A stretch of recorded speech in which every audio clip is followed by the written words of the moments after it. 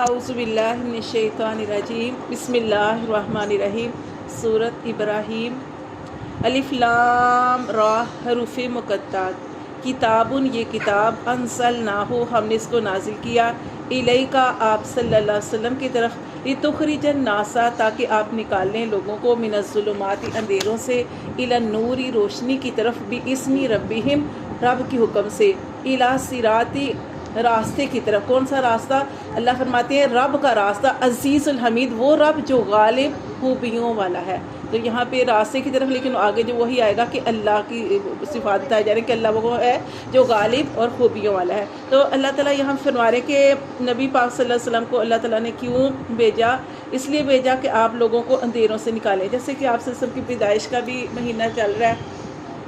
تو آپ جانتے ہیں کہ اللہ تعالیٰ نے نبی پاک صلی اللہ علیہ وسلم کو بھیجا کہ جب اس وقت کفر و شرک بہت زیادہ بڑھ چکا تھا، ظلمت کا اندھیرا، کفر و شرک کا اندھیرا، اور لوگ جو تھے خاص طور پہ جو بیٹی تھی، مائیں تھی، بہنیں تھی، یعنی ان لوگوں کا احترام نہیں تھا، بیویوں کا احترام نہیں تھا، یہ ساری چیزیں نہیں تھی۔ تو نبی پاک صلی اللہ علیہ وسلم نے ان ساری چیزوں کو ختم کرنے، یعنی کہ اللہ تبارک و تعالیٰ نے نبی پاک صلی اللہ علیہ وسلم کو بھیجا یہ ساری ظلمت کے اندھیروں کو ختم کرنے کے لیے۔ جو بچیوں کے ساتھ سلوک ہوتا تھا کہ بچی پیدا ہوتی تھی تو اول تو قرآن پاک میں یہ ہے کہ لوگ جو تھے وہ منہ چھپاتے پھرتے تھے کہ ہمارے گھر بچی پیدا ہو گئی ہے، اور بچیوں کو بعض دفعہ زندہ درگور کر دیا جاتا تھا، عورت کو کوئی حقوق حاصل نہیں تھے، اور یہاں تک کہ جو بیوہ ہو جاتی نا عورت تو اس کا جو بیٹا ہوتا نا ستیلا، وہ اپنی ماں کے ساتھ زنا کرتا تھا۔ یعنی اس قدر حالات جو تھے اس طرح تھے کہ عورت کے ساتھ، بیٹی کے ساتھ، بیوی کے ساتھ، یعنی کوئی عزت احترام کا کوئی اس طرح کا سین ہی نہیں تھا۔ اور دوسرا یہ کہ عورت کو وراثت وغیرہ تو بہت ہی مشکل ہے، وراثت بھی نہیں دیتے تھے۔ تو اسی طرح جیسے ہر طرف گمراہی ہی گمراہی تھی، شرک ہی شرک تھا، ظلم ہی ظلم تھا، تو اللہ تعالیٰ نے اس کو ختم کرنے کے لیے اللہ تعالیٰ نے اپنے نبی محمد صلی اللہ علیہ وسلم کو بھیجا۔ اور آپ جانتے ہیں کہ جہاں پہ اور سارے معاملات بھی ٹھیک ہوئے، وہاں پہ ساتھ ساتھ اللہ تعالیٰ نے جو تھا اللہ کے نبی محمد صلی اللہ علیہ وسلم نے عورت کو مقام جو تھا وہ دلایا وراثت میں۔ وہ تو اللہ تعالیٰ نے قرآن میں بھی فرما دیا کہ وراثت میں حصہ رکھ دیا۔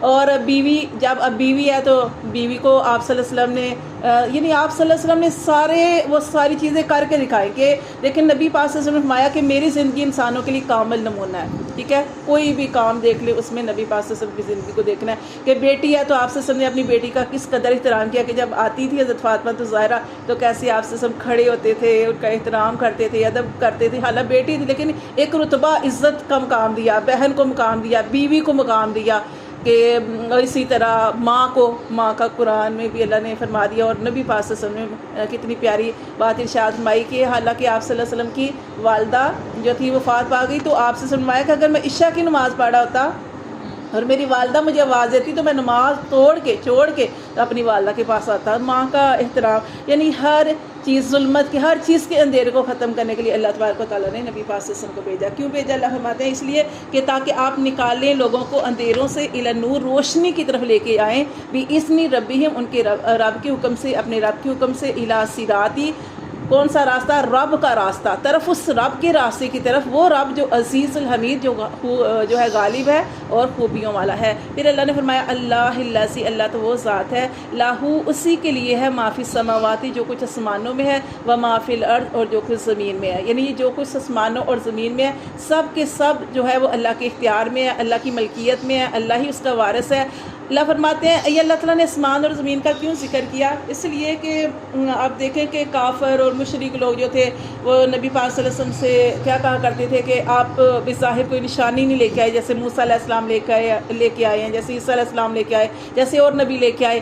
تو اللہ تعالیٰ نے آسمان اور زمین کا ذکر اس لیے کیا ہے کہ یہ اگر جو سمجھنے والا ہے نا، دیکھنے والا ہے نا، جو بصیرت والا ہے، جو بصارت رکھتا ہے، وہ یہ چیز کو دیکھ لے کہ اللہ نے کیسے آسمان بنائے، اوپر نیچے 7 آسمان، اور اللہ کو ان کو بنانے کے لیے ستونوں کی ضرورت نہیں پڑی۔ اللہ تبارک و تعالیٰ نے اس زمین کو دیکھ لے کہ یہ زمین پانی کے اوپر ہے۔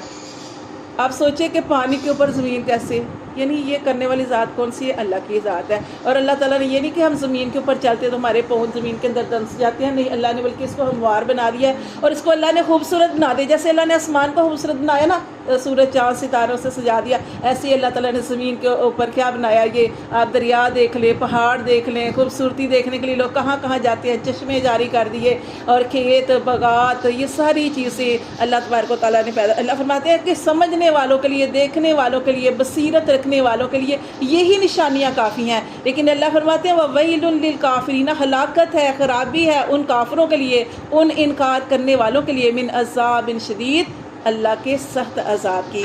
اللہ سینہ، اور وہ لوگ یستحبون الحیات دنیا، جو پسند کرتے ہیں دنیا کی زندگی کو، علی الآخرات، آخرت پر، یعنی آخرت کو پیچھے چھوڑتے ہیں اور دنیا کی زندگی کو سارا کچھ سمجھتے ہیں. اللہ فرماتے ہیں وَيَصُدُّونَ، اور وہ روکتے ہیں، عن سبیل اللہ، اللہ کی راہ سے. کون سے لوگ ہیں کہ جو خود بھی رکتے ہیں، ظاہر ہے وہ خود رکیں گے تو پھر دوسروں کو روکیں گے. اسی طرح دیکھیں کہ آپ جیسے کوئی شخص بخیل ہے، بخل کرنے والا ہے، جب وہ کسی کو اس طرح خرچ کرتے دیکھتا ہے تو اس کو روکے گا. وہ کہے گا کیونکہ وہ خود خرچ کرنے والا نہیں ہے، وہ کہے گا تم کیوں خرچ کر رہے ہو، تمہارا مال کم ہو جائے گا. حالانکہ نبی پاک صلی اللہ علیہ وسلم کی کیا حدیث ہے، آپ صلی اللہ علیہ وسلم ارشاد فرمایا کہ بخل کرنے والا اللہ سے دور، لوگوں سے دور، جنت سے دور اور جہنم کے قریب ہے. پھر آپ صلی اللہ علیہ وسلم نے ارشاد فرمایا کہ سخی، سخاوت کرنے والا، خرچ کرنے والا اللہ کے قریب، لوگوں کے قریب، جنت کے قریب اور جہنم سے دور ہے. تو یہ آپ جیسے اس دن باجی بات کر رہی تھی کہ سامری کے بارے میں، کہ یہ خرچ کرنا بہت بڑی بات ہے. بے شک ہم سارے جانتے ہیں کہ اللہ نے ہمیں دیا اور اللہ کی راہ میں خرچ کرنا چاہیے، لیکن یہ خرچ کرنے کا بھی ایک حوصلہ ہوتا ہے کہ جو چیز اللہ کی راہ میں دی جاتی ہے اللہ تعالیٰ اس کو بڑھا چڑھا کر عطا فرماتے ہیں. جیسے سورۃ بقرہ کے اندر پورا اس کا اتنا، سورۃ بقرہ کے اندر بہت پورا مضمون اللہ تبارک و تعالیٰ نے اس کے اندر بیان کیا. اسی طرح سامری کے بارے میں پڑھے تھے کہ سامری حالانکہ شرک کا آغاز کیا، اس نے بچڑا بنایا تھا، لیکن اللہ تعالیٰ کی طرف سے کیا حکم ہوا کہ اس کو سزا نہیں دینی. سزا دی، لیکن اللہ تعالیٰ نے وجہ کیا بتائی کہ اس کو مارنا نہیں ہے، قتل نہیں کرنا، کیونکہ یہ سخاوت کرنے والا تھا، کھلانے والا تھا. تو اللہ کوئی بھی چیز ہو تو یہاں پہ بتایا جا رہا ہے کہ وہ خود بھی رکتے تھے اللہ کے پاس آنے سے، یعنی اللہ کے دین سے، اسلام سے، اور دوسروں کو بھی روکتے تھے، عن سبیل اللہ، اللہ کی راہ سے روکتے تھے. وَيَبْغُونَهَا، اور وہ تلاش کرتے ہیں کس میں، ایواجہ ٹیڑھا پن، اسلام کے اندر، دین کے اندر کیا کرتے ہیں، خامیاں نکالتے ہیں. اللہ فرماتے ہیں اولئک، یہی لوگ ہیں، فی ضلال بعید، وہ دور کی گمراہی میں چلے گئے.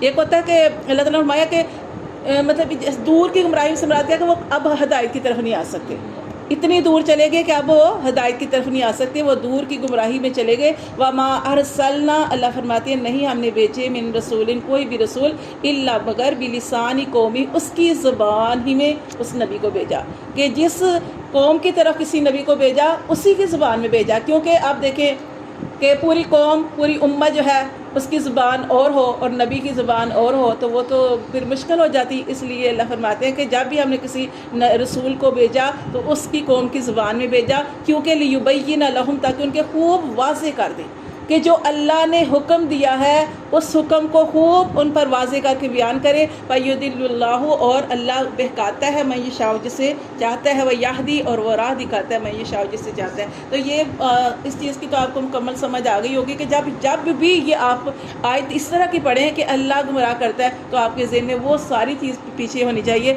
کہ اللہ کسی کو گمراہ نہیں کرتے. اللہ تعالیٰ نے نبی بھیجے، اللہ نے کتابیں بھیجی، اللہ نے ہر رستہ ان کو دکھلایا، لیکن وہ جب سیدھے رستے پہ نہیں آئے پھر اللہ نے آخر کار ان کو پھر کیونکہ جب انسان کوئی رستہ منتہی پار لیتا ہے، کوئی برے رستے پہ چل پڑتے ہیں تو وہ رستہ کھول دیا جاتا ہے. جب آپ کسی ہدایت کے رستے پہ چل جاتے ہیں تو ہدایت کے لیے آپ کے رستہ جو ہے وہ وسیع کر دیا جاتا ہے، فراغ کر دیا جاتا ہے. تو اللہ گمراہ نہیں کرتے، اللہ نے ہر ممکن کوشش کی، ہر طرح کا سارا کچھ کیا، لیکن اللہ تعالیٰ نے انسان کو اختیار دیا ہے کہ اب انسان کون سا رستہ جو ہے وہ اختیار کرتا ہے. پھر جب انسان جس رستے پہ چلتا ہے پھر اللہ تعالیٰ اس کو اسی رستے کی طرف چلا دیتے ہیں. اللہ پھر بہکا دیتے ہیں جسے چاہتے ہیں، وہ یہدی، اور راہ دکھاتے ہیں، من یشاء، جسے چاہتے ہیں. اور راہ کسے دکھاتے ہیں، جو طلب کرنے والا ہو، جو مانگنے والا ہو، جو پانے والا ہو، جو ہدایت طلب کرے گا اللہ فرماتے ہیں اسی کو ہدایت ملتی ہے. وَهُوَ الْعَزِيزُ الْحَكِيمُ، اور وہ اللہ غالب حکمت والا ہے. وَلَقَدْ، اور البتہ تحقیق ارسلنا، ہم نے بھیجا موسیٰ علیہ السلام کو، بھی آیاتنا، اپنی نشانیوں کے ساتھ. ٹھیک ہے، موسیٰ علیہ السلام کو جو اللہ نے معجزے دیے ان کے ساتھ بھیجا. ان اخرج، اور کیا فرمایا کہ نکالو، قومک، اپنی قوم کو، من الظلمات الی النور، اندھیروں سے اپنی قوم کو روشنی کی طرف. جیسے نبی پاک صلی اللہ علیہ وسلم کے بارے میں پڑھا, ہر نبی کو اللہ تعالیٰ نے کیوں بھیجا کہ اپنی قوم کو ظلمت کے اندھیروں سے نکالیں اور روشنی کی طرف لے کے آئیں. اور آگے کیا بتایا کہ وَذَكِّرْهُمْ بِأَيَّامِ اللَّهِ, اور ان کو یاد دلاؤ بھی ایام اللہ, اللہ کے ایام. اللہ کے ایام سے مراد کیا ہے کہ دیکھیں جیسے بنی اسرائیل تھے تو پھر ان کی اتنے ظلم کرتا تھا, زیادتیاں کرتا تھا, تو وہ ان کو وہ چیزیں یاد لاؤ اور ان کو پھر اللہ کے احسانات یاد کراؤ. یعنی ایام سے مراد دونوں چیزیں آ جائیں گی, برے دن بھی اور اچھے دن بھی. کہ پہلے کہ تمہارے اوپر کیسے برے دن تھے کہ تم فرعون کے غلام بنے بیٹھے تھے اور فرعون تمہارے اوپر ظلم زیادتی کے معاملے کرتا تھا. پھر اللہ نے وہ وقت تمہارے اوپر لایا کہ تمہیں کیا کیا, ان کے گھروں کا وارث بنا دیا, تمہیں ان ساری چیزوں کا وارث بنا دیا اللہ نے. کیونکہ دیکھیں نا, جب ہم یہ پیچھے واقعہ اس کا یوسف علیہ السلام کا واقعہ پڑھا تو یہ بنی اسرائیل ہی تو تھے نا, کہ جب یہ پھر ان کو تختوں پہ بٹھا دیا گیا, گھروں کے مالک بن گئے سارا. یہ بنی اسرائیل کو آل یعقوب کہا جاتا ہے.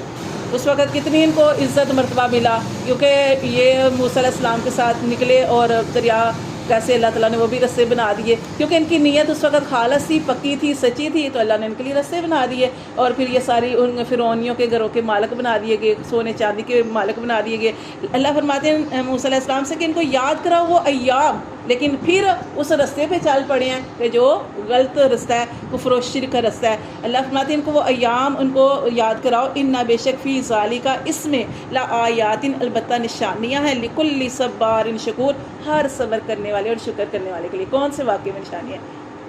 اور اللہ نے یہ نہیں خالی ان کی بات نہیں کی کہ یہ جو بنی اسرائیل, بلکہ سب کے لیے کہا گیا کہ جو انسان غربت میں ہے, مشکل میں ہے, تکلیف میں ہے, اپنا گزر بسر بڑی مشکل سے کر رہا ہے, تو اس کے بارے میں دیکھ لیں کہ اگر انسان اس پہ اللہ کا شکر ادا کرتا ہے کہ اللہ تیرا شکر ہے, پھر یعنی کہ اپنے سے کم تر کو دیکھتا ہے اور شکر ادا کرتا ہے, تو وہ نبی پاک صلی اللہ علیہ وسلم کی حدیث تمہم ہے کہ غریب لوگ 500 سال پہلے امیروں سے جنت میں جائیں گے. کتنی بڑی پیاری حدیث ہے. اسی طرح ہر صبر کرنے والے کے لیے کہ جو بھی دنیا میں کوئی مشکل برداشت کر رہا ہے, پریشانی برداشت کر رہا ہے, کسی کی بات کے اوپر صبر کر رہا ہے, یعنی دنیا میں مشکل حالات کا گزارا کر رہا ہے, تو قیامت والے دن اللہ تبارک و تعالیٰ ان کو بہت زیادہ اجر و ثواب عطا فرمائیں گے. اور دنیا میں بھی جیسے دیکھیں صبر کیا انہوں نے, بنی اسرائیل نے فرعون کی زیادتیوں پر صبر کیا, تو اللہ نے ایک وقت وہ لایا نا کہ وہ جو تھے آسانیاں ان کے اوپر ہو گئی. اسی طرح دنیا میں بھی اللہ تبارک و تعالیٰ ہر طرح کے حالات لاتے ہیں. آپ دیکھیں کبھی جیسے موسم ہے, گرمی, سردی, بہار, خزاں, اسی طرح انسانوں کے اوپر بھی موسم آتے ہیں. یہ کبھی پریشانی, کبھی غم, کبھی تکلیف, کبھی خوشی, کبھی خوشحالیاں, کبھی ہر طرف سے خیریں ہی خیریں, رحمتیں رحمتیں, اور کبھی ہر طرف سے ایسے حالات تنگ کر دی جاتے ہیں کہ انسان جو ہے وہ بے بس ہو جاتا ہے. تو یہ سب کچھ انسان کے لیے. اور اللہ تعالیٰ فرماتے ہیں کہ جو انسان صبر کرتا ہے, شکر کرتا ہے, تو اللہ فرماتے ہیں اسے اللہ تعالیٰ بہت زیادہ اجر و ثواب عطا فرماتے ہیں. جیسے ہم نے صبر کے بارے میں پڑھا تھا کہ قیامت کا دن ہوگا تو اللہ تبارک و تعالیٰ فرشتوں سے کیا کہیں گے, پڑھیے نا ہم نے حدیث, فرشتوں سے کیا کہیں گے کہ ان کے سب کے اب جو ہے وہ اعمال نامے کھولے جائیں, لیکن صبر کرنے والوں کے اعمال نامے جو ہیں ان کو کھولا ہی نہ جائے, کیونکہ دنیا میں ہی بڑی مشکل برداشت کر کے آئے ہیں.